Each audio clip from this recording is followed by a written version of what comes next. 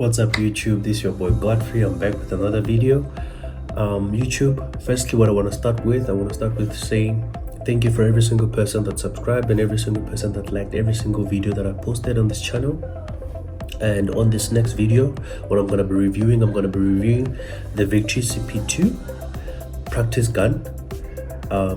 It's an air rifle, so basically you load gas on it and then it shoots some small pellets. The gun is very accurate. You can basically hunt small game with it, basically rabbits, pigeons, just small game, and it's very accurate. So stay tuned on the next slide. I'll be showing you how you load it and how you shoot.